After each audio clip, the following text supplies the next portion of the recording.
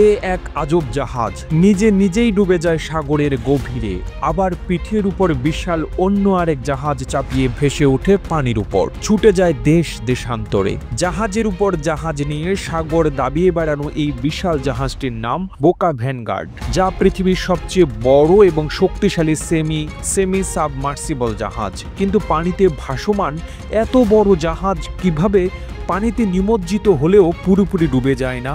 আর কিভাবেই বা একটি জাহাজ বিশাল আকারের অন্য জাহাজ পরিবহন করে? বোকা ভ্যানগার্ড এমন একটি জাহাজ যা তেল এবং গ্যাস ব্রিগ, বিশাল কনস্ট্রাকশন প্ল্যাটফর্ম, অন্যান্য ভারী বোঝা, এমনকি বিশাল আকৃতির জাহাজ পরিবহনের জন্য ব্যবহৃত হয়। এই জাহাজের কাজ হলো অন্য জাহাজ বা প্ল্যাটফর্মগুলোকে তাদের গন্তব্যে পৌঁছে দেয়া। বোকা ভ্যানগার্ড জাহাজের সবচেয়ে চমকপ্রদ বৈশিষ্ট্য হলো এটি একটি পানিতে ভাসমান জাহাজ হয়েও জাহাজ বা বিশাল কনস্ট্রাকশন প্ল্যাটফর্ম পরিবহনের জন্য আপনি পানির নিচে প্রায় 16 মিটার থেকে 52 ফুট পর্যন্ত ডুবে যেতে পারে। বিশাল এই জাহাজের নিমজ্জন প্রক্রিয়া অত্যন্ত চমকপ্রদ এবং বিজ্ঞানসম্মত। জাহাজটি নিমজ্জিত করতে হলে এর বিশেষভাবে ডিজাইন করা ব্যালাস্ট ট্যাঙ্কগুলো পানি দিয়ে পূর্ণ করা হয়।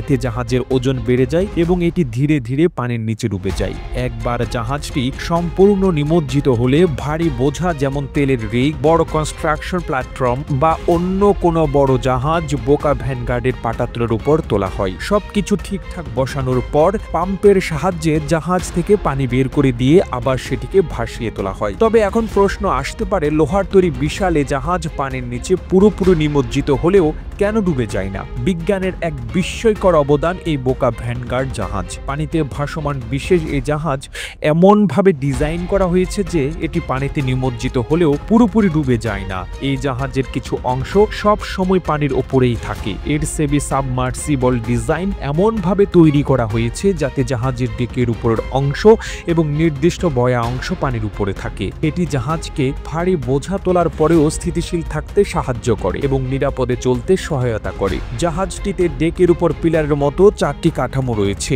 যা জাহাজটির ভারসাম্য রাখার জন্য প্রয়োজন অনুসারে ডেকের বিভিন্ন জায়গায় হস্তান্তর করা হয়। এগুলো মুভেবল পিলার নামে পরিচিত। টকওয়াইজ নামক একটি ডাচ কোম্পানির মালিকানাধীন এই জাহাজটি দক্ষিণ কোরিয়ার স্যামসাং হেভি ইন্ডাস্ট্রিজে নির্মিত। 2013 সালে প্রথমবারের মতো সমুদ্র যাত্রা করে 275 মিটার দৈর্ঘ্য ও 70 মিটার প্রস্থের বিশাল এই জাহাজটি। তার নির্মাণে খরচ হয় প্রায় $290 মিলিয়ন।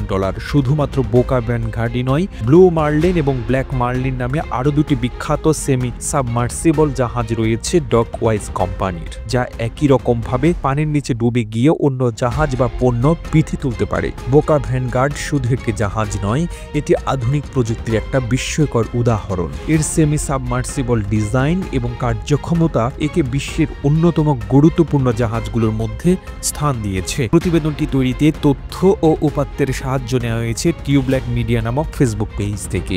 আর এতক্ষণ আপনারা সঙ্গে ছিলেন বিশ্ব বাংলার। এভাবেই সঙ্গে থাকুন, আমরা তো ফিরছি নতুন নতুন প্রতিবেদন নিয়ে। সেই সঙ্গে আপনি বাংলাদেশের কোন জেলা থেকে এই ভিডিওটি দেখছেন আমাদের কমেন্ট করে জানান। আমরা পরবর্তী ভিডিওতে আপনাকে ধন্যবাদ জানাতে ভুলব না। এতক্ষণ বিশ্ব বাংলার সাথে থাকার জন্য অসংখ্য ধন্যবাদ।